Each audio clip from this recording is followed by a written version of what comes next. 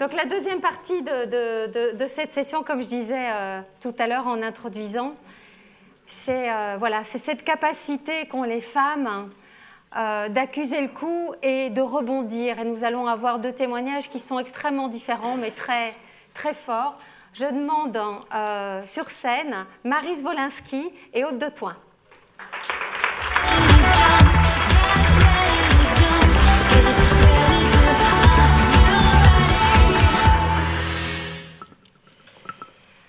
Alors,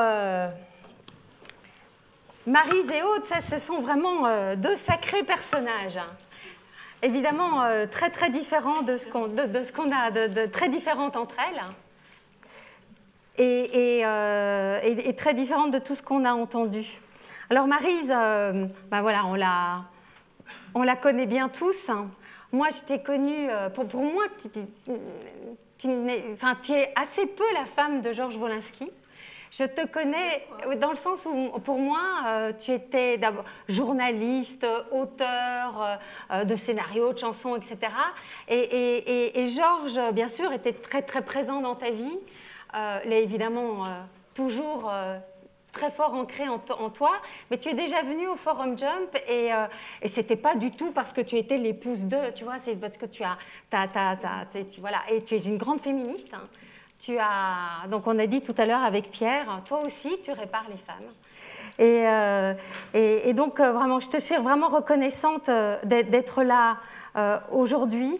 Tu as beaucoup écrit sur le couple, hein, et tu vas d'ailleurs sur les couples, exactement.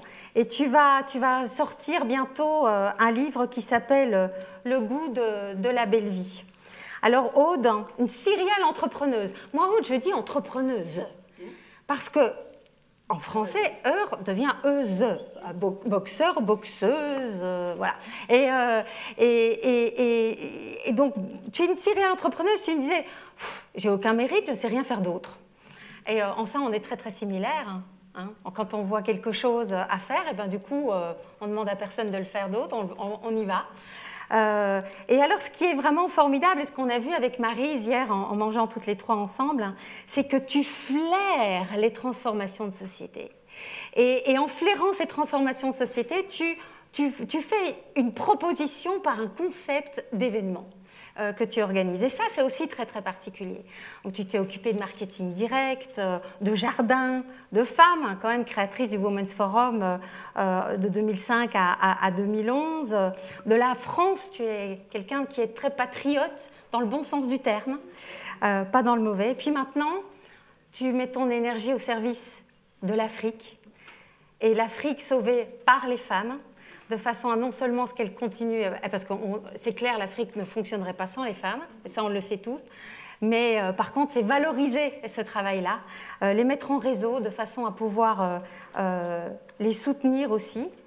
Et puis en 2015, tout s'effondre, enfin tout, en tout cas beaucoup. Et tu dis, j'étais une femme au succès écrasant, je passe à un échec dévastateur. Et c'est vrai que tu étais vraiment connue pour être quelqu'un, voilà, c'est ça, succès écrasant, exactement. Tu as écrit plusieurs livres aussi, Femmes si vous osiez, La force, forcer le destin, ici, et puis bientôt, toi aussi, tu as un livre en préparation, RER, Réussir et rebondir, c'est ça? Réussir, échouer, rebondir. Ah, c'est ça, c'était le E de échouer qui me manquait. Alors, toutes les deux, donc féministes toutes les deux, et puis cet annus horribilis, comme dirait la reine d'Angleterre en 2015, la faillite pour toi, Aude. Et puis, est-ce que c'est même difficilement dissible pour toi, Maryse, ce massacre à Charlie, dans lequel ton homme, ton amour reste. Le malheur a transformé votre vie, à toutes les deux. Ça se traduit par des déménagements pour toutes les deux, surtout pour toi, parce que c'est carrément des déménagements de ville, voire de pays, pour toi, Aude. Pour toutes les deux, c'est des nouveaux projets. Elles transforment cette souffrance en projet. Le projet africain, pour toi, Aude, et de nouvelles responsabilités des bouquins. Évidemment des bouquins. Celui-ci, Chérie, je vais à Charlie, le tout nouveau, dont j'ai parlé tout à l'heure, qui va bientôt sortir. D'autres choses aussi, tu écris encore d'autres choses, hein. Tu es une infatigable écrivaine, hein. Et puis tu as une nouvelle posture parce que tu es la légataire universelle de l'œuvre de ton mari, et donc tu deviens chef d'entreprise, Maryse, hein. Tu nous rejoins là? Non. Est-ce que ça marche? Oui. Non, non, pas du tout. Non, j'ai effectivement en charge l'œuvre de mon mari, mais je ne suis absolument pas une entrepreneuse. Je vais m'en occuper au mieux. C'est pas facile d'ailleurs, c'est pas du tout facile, puisque c'est une œuvre complexe, pas composée uniquement de dessins ou de peintures, mais de films, de chansons aussi, de pièces de théâtre, enfin bon. Mais non, mais justement, en écoutant notre amie, je me suis aperçue à quel point je n'étais pas du tout une entrepreneuse hier. Non, mais bon, moi, si vous voulez, ce qui me différencie, Aude crée des choses dans le collectif, alors que moi, je travaille avec une feuille de papier et un crayon. Pourquoi ? D'abord pour la liberté d'expression, puisqu'on est là pour parler des femmes, pour la liberté des femmes, c'est vrai. Dans tous mes livres, dès le premier Au Diable Vauvert, il y a plus de 20 ans, j'ai commencé à raconter donc l'histoire d'une femme à la campagne, enfin bon, et d'un viol d'ailleurs. C'était un des premiers livres sur le viol. Et puis j'ai continué. J'ai participé aussi à de nombreux groupes de femmes. Hein. Le premier temps, il y a très très longtemps, avec Gisèle Halimi, à Choisir. Je faisais le journal de Choisir. Et j'ai milité il y a une dizaine d'années dans un groupe qui s'appelle Femmes 3000, où je faisais encore le journal. Enfin, il ne faut pas oublier que j'ai une formation de journaliste. Voilà. Et que, effectivement, à partir de mon premier roman, j'ai commencé à écrire. Et sur quoi j'allais écrire? Mais bien sûr que ce qui m'intéresse le plus, c'est les rapports entre les hommes et les femmes. C'est peut-être pour ça que je suis là aujourd'hui. Mais après ce qu'on vient d'entendre, je me trouverais presque, moi qui suis quand même terriblement touchée par ce qui m'est arrivé, c'est comme si il me manquait un bras encore aujourd'hui. Je me sens privilégiée par rapport à ce que je viens d'entendre. Ça, c'est absolument certain. Bien sûr. Je vais rester avec toi quelques minutes, Maryse. La façon dont tu as réagi, c'est d'analyser d'abord, d'analyser ce qui s'était passé à Charlie. Et tu t'es rendu compte que cela aurait pu être évité, ce qui est probablement encore plus difficile pour accepter ce qui est arrivé. Donc tu as mis en cause le journal, tu as mis en cause l'État, la police. Comment est-ce que tu fais, comment est-ce que tu parviens à faire face à cette co-responsabilité? Non, il y a d'abord des étapes qu'on ne peut pas manquer. C'est l'étape d'abord du déni et ensuite l'étape de la sidération. Déni d'abord parce que, en ce qui me concerne, je n'ai pas été informée officiellement du décès de mon mari, puisque c'est mon gendre qui m'a appris que mon mari était resté donc, dans cet attentat et on a su plus tard donc, qu'il avait pris quand même 4 balles de Kalachnikov alors qu'il ne faisait pas de dessin sur Daesh. Donc ça, si vous voulez, le fait qu'il n'y ait pas de parole officielle, ça m'a beaucoup choquée, surtout que quand j'ai posé la question pourquoi, il m'a été répondu que, étant donné que tous les officiels, les ministres, François Hollande, notre président, ex-président, étaient venus sur les lieux pour voir quoi, vous voyez, voir cette tragédie, plutôt parler devant les micros, il n'y avait plus de policiers, il n'y avait plus personne pour informer les familles. Donc ça, déjà, c'est une réponse bizarre qui m'a beaucoup choquée. Alors ça m'a donné, vous voyez, des choses comme ça, ça vous donne envie de combattre. Donc après ces cette période de déni, de sidération, un peu d'enfermement, enfin quand même très peu d'enfermement, parce que j'étais quand même assez envahie par la presse qui me posait plein de questions, etc. J'aurais pu ne pas y répondre, mais je trouvais que c'était intéressant parce que du coup, ça m'a fait reprendre ma fibre journalistique et ça m'a amené à mon enquête. Et je me suis dit que ce que je voulais savoir, c'est qu'est-ce qui s'était passé ce matin-là dans les locaux de la rue Nicolas Appert, pendant que moi, j'étais à une réunion de travail, que j'avais mon portable fermé, que j'étais informée de rien du tout. Et j'en étais informée dans un taxi, comme tout le monde sait, quand on a lu mon livre.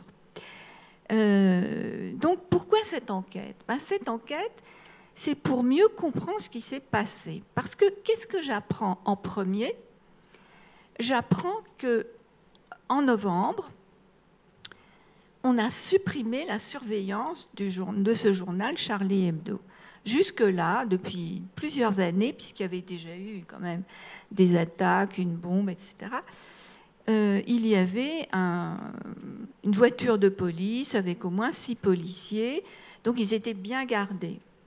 Et puis, au mois de novembre, plus de police. C'est-à-dire le journal était... Tout le monde pouvait rentrer. D'autre part, j'apprends que le journal venait de s'installer donc rue Nicolas Appert, alors qu'il n'aurait jamais dû s'y installer. Parce qu'il y avait eu le rue Nicolas Appert, ça appartient à la ville de Paris, et il y avait donc eu un audit de la préfecture de police pour dire mais non, c'est pas possible, un journal comme Charlie Hebdo qui est très menacé ne peut pas s'installer dans cet immeuble. Et ou bien alors il y avait toute une liste de recommandations après cet audit, recommandations faites par un inspecteur de police qui très gentiment d'ailleurs est venu me voir chez moi pour m'expliquer tout ça. Donc quand j'ai réuni toutes ces informations, alors naturellement j'ai posé la question à Charlie Hebdo mais qu'il n'y a pas eu de réponse, mais ça de toute façon je ne veux même plus en parler, j'ai rompu. Donc qu'est-ce qui m'a amené à l'écriture? Ce qui m'a amené à l'écriture, c'était pour réexister. Parce que je me trouvais avec toutes ces informations, puis surtout je me trouvais, comme je le disais tout à l'heure, sans mon bras. C'est-à-dire j'avais plus cette protection. Mon mari était quelqu'un qui m'a beaucoup protégée. J'ajoute que quand même, ça faisait 47 ans que nous vivions ensemble. D'ailleurs, ça fait 2 ans que je dis 47 ans, donc ça fait beaucoup plus maintenant. Donc voilà, je me suis dit, je vais mettre noir sur blanc tout ce que je sais, pour qu'on sache un peu comment comment le gouvernement s'est conduit, pourquoi il n'y avait pas la police, enfin, etc., etc. Et en fait, là aussi, il y a quelque chose qui est intéressant du côté de la police, parce que ça n'a pas été dit dans les journaux, en fait. C'est qu'on m'a répondu quand j'ai dit, mais pourquoi il n'y avait plus ce quart de police? On m'a répondu parce que les policiers étaient menacés. Alors, cela signifie-t-il qu'il vaut mieux qu'on tue des artistes qu'on tue des policiers? Bon, moi je veux qu'on tue personne d'ailleurs. Hein. Mais je regardais votre titre tout à l'heure, la guerre. Donc. Mais la guerre, on m'a beaucoup posé cette question, est-ce qu'on est en état de guerre? Mais ce jour-là, c'était la guerre, parce que c'était des armes de guerre. Et c'était en fait en face d'eux qu'est-ce qu'ils avaient des artistes qui défendaient la liberté d'expression. Donc c'était comme si on était en état de guerre. Et moi, par la même occasion, je suis devenue une sorte de guerrière pour essayer de comprendre cette chose-là qui s'était passée et qui a fait que ce 7 janvier 2015, ma vie s'est arrêtée. Une certaine partie de ma vie s'est arrêtée. Il a fallu reconstruire une autre vie, ce que j'essaie de faire avec difficulté, parce que, comme je l'ai dit, mon mari étant très protecteur, on se retrouve seul face à une véritable adversité. Parce qu'il ne faut pas croire que tout tombe du ciel comme ça. l'adversité de l'administration, l'adversité du fonds de garantie et toutes sortes de choses. Tout le monde croit que tout est réglé et que tout va très bien, ou que, comme m'a dit quelqu'un, avez-vous touché le gros lot? C'était donc une question l'indemnisation que je n'ai toujours pas touchée d'ailleurs, mais peu importe. Mais vous voyez, il y a des choses qui sont très, très, très difficiles à entendre. Voilà pourquoi j'ai écrit Chérie, je vais à Charlie. Et voilà pourquoi aussi j'ai décidé, comme j'ai beaucoup écrit sur mon couple, j'ai décidé d'en terminer avec ce livre que je publie à la rentrée de septembre et qui s'intitule Le goût de la belle vie, parce que j'ai voulu rester avec mon mari sur quelque chose de vraiment gai, parce qu'on a eu une vie très gaie et qu'on a voulu avant tout, ensemble, développer ce goût de la belle vie. Donc mon prochain livre, c'est un livre qui est gai, c'est un livre qui a plein de soleil, et c'est un livre de rire, parce que mon mari m'a appris le rire, m'a appris la dérision, et la dérision, ça met beaucoup de distance. Et souvent, je pense à lui, parce que, enfin, je pense tout le temps à lui d'ailleurs, mais il est tout le temps présent en moi, mais effectivement, cette distance, je l'ai apprise de lui. Et voilà pourquoi aujourd'hui, je peux me tenir debout.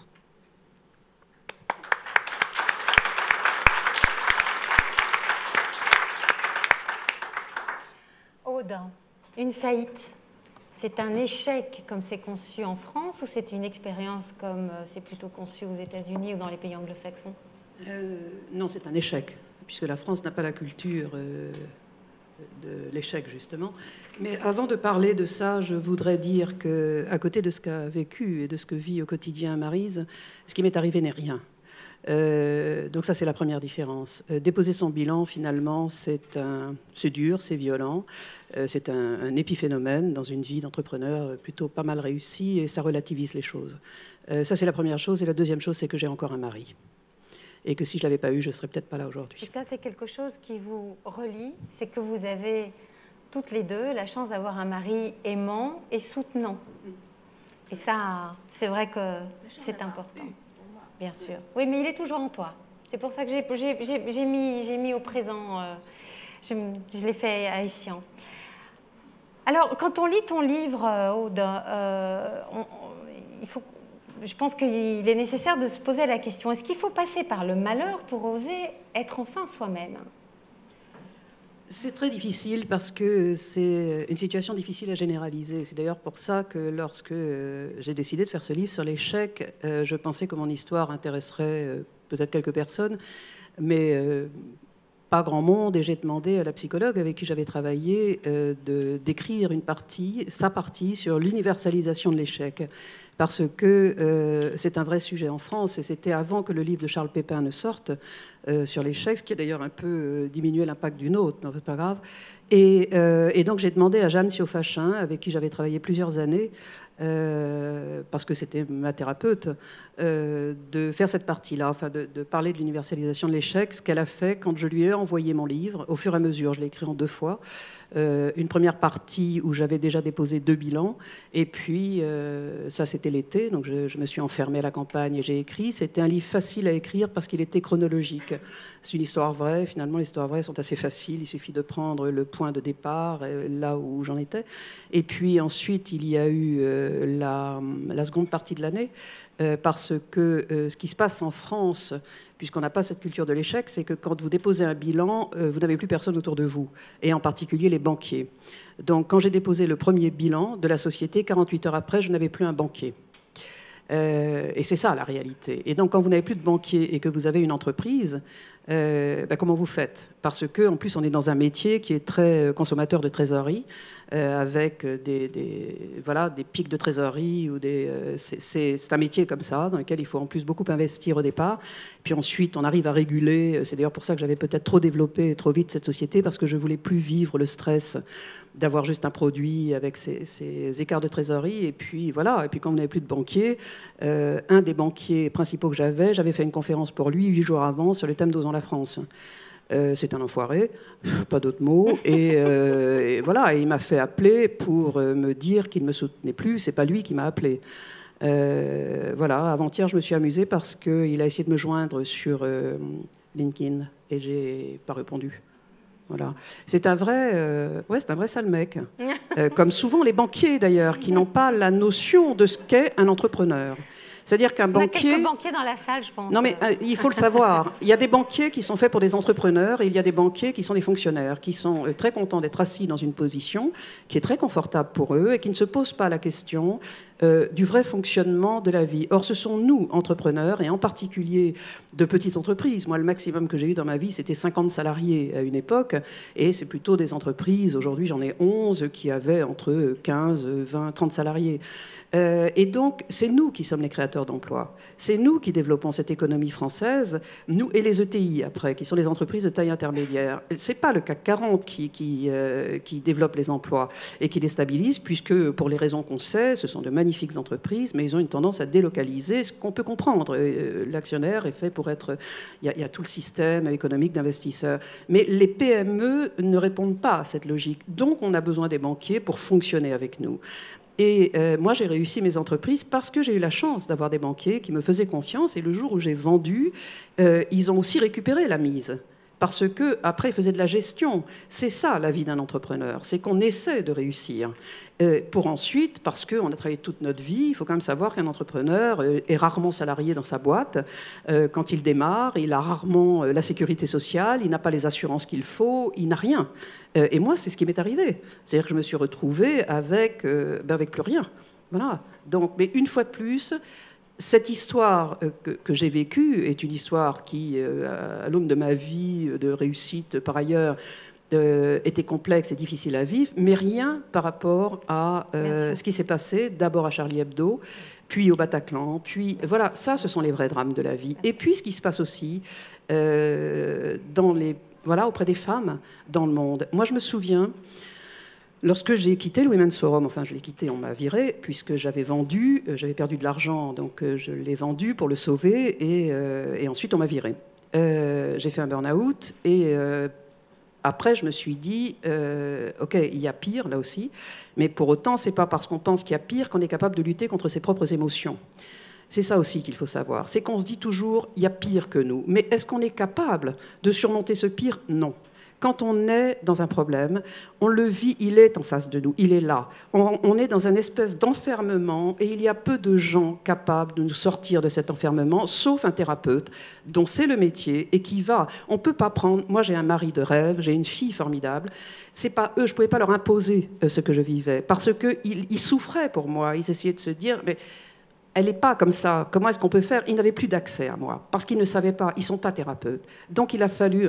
Et quand je suis sortie du burn-out, après la sortie du Women's Forum, je suis allée voir, vous le connaissez certainement, docteur, le professeur Mukwege en RDC. Et je suis allée passer 10 jours là-bas. Et ça m'a remis d'aplomb. Ça m'a remis d'aplomb. Et puis, je suis partie avec un groupe d'Américaines qui avaient décidé de le soutenir. J'avais à l'époque de l'argent. Pourquoi? Parce que j'avais vendu le Women's Forum, puisque Publicis m'a viré, mais au moins ça valait quelque chose, donc j'avais de l'argent. Et j'ai acheté un terrain, le but c'était qu'on l'aide à s'agrandir et à acheter du matériel. Et je suis revenue en France, j'ai dit à mon mari, nous avons un terrain en RDC, il m'a dit, nous voilà bien. Et j'ai dit, attends, on va le donner au professeur. Et donc voilà. Et donc ma relation avec l'Afrique qui existait déjà, s'est amplifiée à ce moment-là. Et c'est après ça donc j'ai créé une autre entreprise, mais pour revenir maintenant à Women in Africa, c'est à ce moment-là que les femmes africaines m'ont dit « Quand est-ce que tu viens faire quelque chose pour nous ?» Parce qu'ils savaient que cette énergie que j'ai en moi, qui est une chance, il faut la considérer comme une chance, même si moi je l'ai souvent considérée comme un désastre, d'être dominée par ma personnalité, de ne pas pouvoir la driver, puisque c'est une réalité. Il fallait, mes amies africaines m'ont dit, il faut que tu la mettes au profit de nous, les femmes africaines, ce que je fais maintenant. Donc vous voyez, le cycle de la psychologie profonde qui est la nôtre, qui est un peu différente probablement de celle des hommes, et qui était d'autant plus amplifiée pour moi que je vivais sur une image, effectivement. Et donc de ce fait, étant une image que je m'étais créée volontairement, c'était d'autant plus dur. Voilà. Je voudrais avoir une réaction de toutes les deux par rapport à comment est-ce que les gens autour de vous, donc on a bien entendu ton banquier, mais comment globalement les gens autour de vous, famille, mais également amis, connaissances, réseau au sens large, comment tous ces gens ont-ils réagi par rapport à votre douleur, hein? Et si vous aviez un conseil à nous donner à tous, hein, sur comment est-ce qu'on peut accompagner au mieux quelqu'un qui vit un moment difficile. On va peut-être commencer par toi, Maryse. Moi, la première phrase qui m'est venue à l'esprit, c'est surtout de n'écouter personne. Parce qu'on m'a donné toutes sortes de conseils qui ne m'allaient pas du tout et que je trouvais absurdes. Maintenant, bien sûr que je suis très entourée et que nous avions, mon mari et moi, énormément d'amis et tous ces amis sont toujours autour de moi, que personne ne m'a quittée parce que je n'avais plus mon mari, parce que je continue ma vie professionnelle qui était quand même déjà très inscrite depuis je sais pas, bien longtemps. Mais si vous voulez, en fait, moi j'ai plutôt besoin de liberté. Voilà. Et que j'ai pas trop envie non plus qu'on soit derrière moi à me dire il faut faire ceci, il faut faire cela. Je connais parfaitement ma situation, je connais parfaitement comment je peux en tirer parti, parce que qu'est-ce qu'il faut de cette colère dont je parlais tout à l'heure? Il faut la positiver. De tout ça, il faut faire des choses positives. Parce que moi, j'ai décidé, c'était donc ou vivre ou mourir, j'ai décidé de vivre. Et plus que jamais aujourd'hui, d'ailleurs, je me bats pour vivre. Et donc, pour cela, il faut retrouver son énergie première. C'était pas facile, mais peu à peu, ça revient. Et puis, je me dis, qu'est-ce que je fais de ce fait d'être seule, qui s'appelle quand même de la liberté aussi. C'est acquis quelque chose comme ça qui s'appelle la liberté, c'est-à-dire je peux dîner à n'importe quelle heure, enfin je peux sortir quand je veux, voilà, je me couche quand je veux, enfin, j'ai une vie complètement, j'ai une vie de célibataire donc pour l'instant, et donc ça je me dis, il faut que j'en tire parti.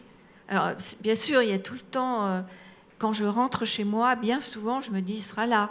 Puis en plus pour l'heure, je vis encore un peu dans ce que certaines amies appellent un mausolée. Donc, j'ai beaucoup de photos. Enfin, écoutez, mon mari, c'est quand même... Moi, j'ai connu mon mari, j'avais 21 ans.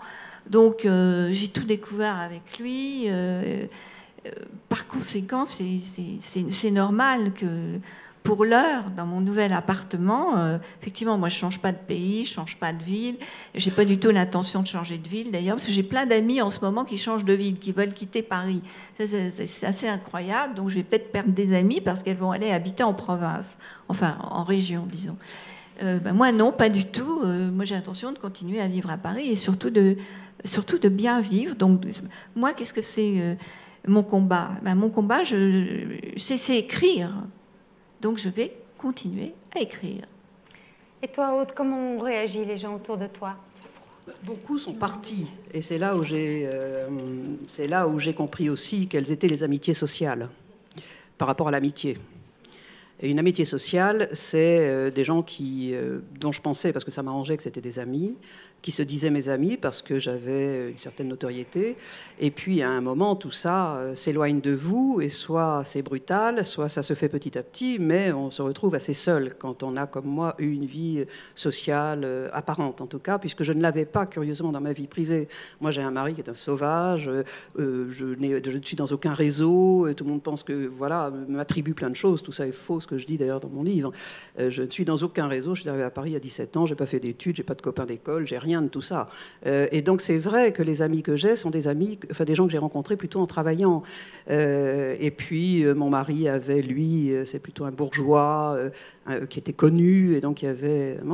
Et moi, les relations que j'avais, puisque ce ne sont pas des amis, j'ai vu leur éloignement, et puis j'ai analysé l'attitude des autres. Et de cette analyse, je suis devenue encore plus solitaire qu'avant. Parce que... Solitaire ou solidaire? Les deux. Solitaire. C'est ce que je pensais. Non, solitaire. Vraiment solitaire. Mais la solitude, elle n'est rien, une fois de plus. Moi, je rentre, j'ai un mari. Bon, donc c'est quand même... Je ne suis pas solitaire. même si maintenant il vit plus à la campagne et que bon. Et là, le seul avantage que je comprends très bien ce que dit Maryse, c'est que 3 soirs par semaine, je suis toute seule à Paris. Je vais au cinéma comme j'avais, je retourne au théâtre comme quand j'avais 28 ans, quand j'étais pas mariée, et que je profite de la vie. Et lui, qui est fusionnel, il en souffre. Mais ça, je ferme la parenthèse. Mais je trouve que ça a beaucoup d'avantages à mon âge d'avoir aussi quelques jours seul à Paris.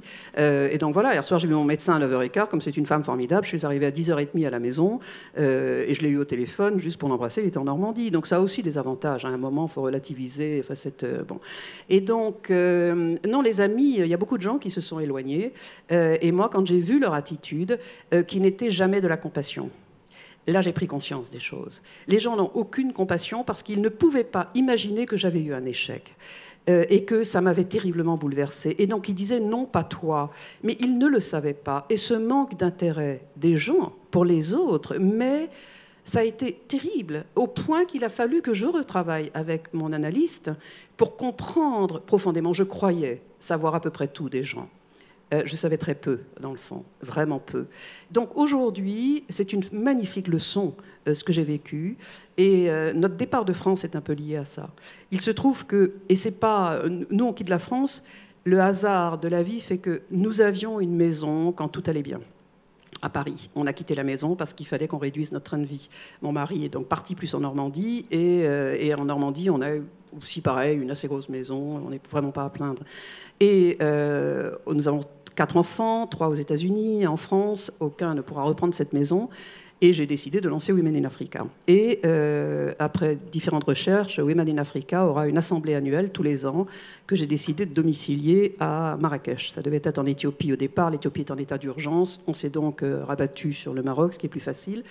Et on a besoin du patronage du roi. Pour l'avoir, j'ai créé une société locale. Et vous allez voir comment la vie est faite. Et c'est très intéressant. Les petites choses de la vie qui font finalement des destins ou de vraies histoires. D'ailleurs, je vous conseille de lire le discours de Mark Zuckerberg le week-end dernier à Harvard. Vous l'avez lu dans Le Monde.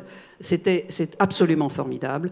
Et il parle de la création, du processus de création, des marches arrière, des retours, de comment on plante quelque chose. Et c'est tous les jours que les choses se créent, se forment et deviennent de grandes choses. Je ne sais pas si Women in Africa deviendra une grande chose, mais tout ça nous a amené, donc, enfin, j'ai décidé de faire Women in Africa, l'assemblée annuelle à Marrakech. Moi, j'ai un mari qui est américain, qui voulait quitter la France, retourner aux États-Unis.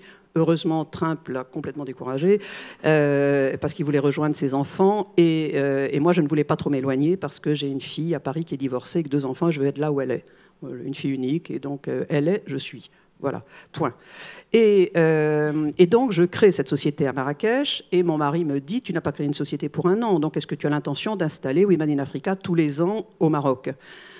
Je lui dis « Oui, sans doute. » Il me dit « Ça tombe bien, nous visitons une maison demain. » Ça s'est passé en 1 semaine au mois de février. Je connaissais bien Marrakech. Je n'avais pas du tout le projet de m'installer à Marrakech, mais il se trouve que le Maroc est un hub pour l'Afrique et que ça fait sens avec ce que je fais. Et donc, quand Hubert me dit « Écoute, tu passeras 15 jours par mois à Paris, 15 jours par mois ici, c'est ce que je te propose. » Il avait très bien étudié le truc, il avait mis des copains chez qui on était dans le coup en disant « Vous allez m'aider à la convaincre. » Et on ira aux États-Unis pour voir les enfants aussi, puisque j'ai eu la mauvaise idée d'installer une crêperie bretonne à Washington pour ma belle-fille. Donc, et il me dit, donc on va faire ça. Donc voilà, je me suis retrouvée. Et puis on rentre à Paris, donc cette fameuse semaine de février, on rentre à Paris. Nous avions mis notre maison en vente en Normandie et on avait un acheteur. Tout s'est passé en 3 jours. Et donc j'ai un switch de vie. Et quand j'analyse ce changement de vie, donc on s'installe, on a les clés de notre maison, on s'installe à la fin de l'année, parce qu'à Women in Africa, j'ai pas le temps vraiment. On déménage le 28 juillet. Et je me dis, est-ce que je souffre de ça ou est-ce que je repars pour quelque chose? J'ai du mal à me faire réellement une opinion. Parce qu'un démarrage de vie, j'ai 66 ans, Hubert 9 de plus, lui il le vit très bien parce qu'il écrit et qu'il veut une vie plus calme, allégée, moins de charges, voilà. Moi je ne sais pas parce que j'ai une passion pour Paris aussi. Et je me dis, les 5 prochaines années sont consacrées aux femmes en Afrique. Cette énergie que j'ai, je vais la mettre au profit des femmes, donc autant être sur place.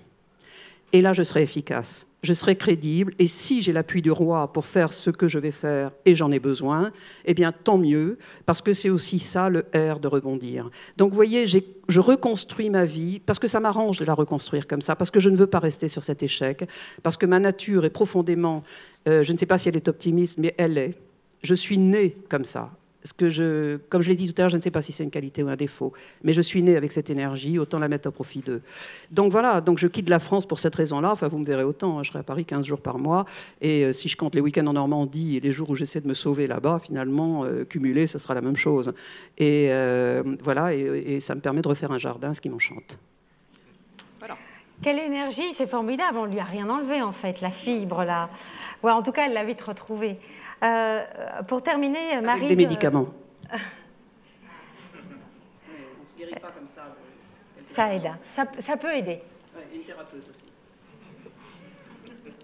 Moi, je veux dire, oui, bien sûr. sans médicaments et sans thérapeute. Formidable. Je vous envie. Je vous envie, vous êtes plus costaud que moi. Maryse me demande de lire de tout petits extraits de son dernier livre, enfin dernier, pas dernier écrit, mais en tout cas dernier publié. J'entre aujourd'hui dans un espace de mutation. J'aborde l'avenir, théâtre de l'inconnu, qui fragilise et déstabilise. Les mois ont passé et je ne résiste plus au temps qui met de la distance entre ce mercredi où Georges est parti pour Charlie Hebdo et l'automne qui va me conduire à la première année sans lui. Comment est-ce possible une année sans lui ? Sans son regard, sans ses caresses, sans son admiration, sans ses mots doux écrits ou parlés. Après l'avoir tant retenu, avoir tant désiré le serrer dans mes bras, tant souhaité qu'il me guide dans ma vie, je l'ai laissé partir. Je l'ai laissé prendre son envol. Tu me demandes un truc difficile, hein, Marie, c'est émouvant. Deuxième extrait. Je sais. Je ne dois plus rêver, je ne dois pas céder à la tentation du déni. Aujourd'hui, c'est mon propre regard qui doit me conduire. Cela n'a pas été simple d'en accepter l'augure et de laisser Georges prendre son envol. Mais pour lui, désormais, je veux être celle qui va.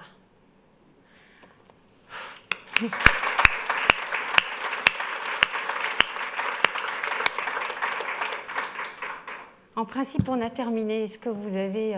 Est-ce que quelqu'un a une question brûlante? Tu peux résumer? Tu peux résumer ta question, tu veux dire? Non, simplement dire quelque chose. Oui, oui, attends le micro, Didier. Je dois attendre. Ah, le micro. Ah non, mais tout le monde m'entend, non? Non. C'est deux mots. Attends, le micro, il est là, le micro. Il est rebelle, celui-là. Je voudrais... Oui, je suis rebelle. Il faut... oui. Mais je veux dire simplement, en résumé, il faut renoncer au renoncement.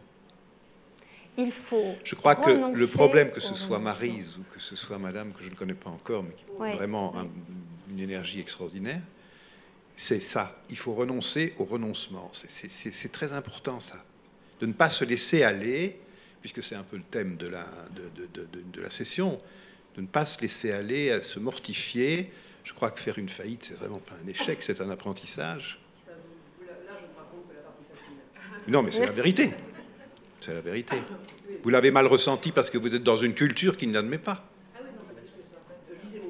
Ah ben oui, mais ça, j'ai pas eu l'occasion de le lire.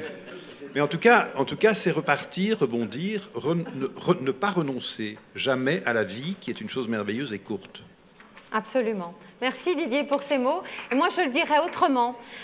Vous savez que les huîtres font des perles, hein, mais elles font des perles quand elles sont blessées.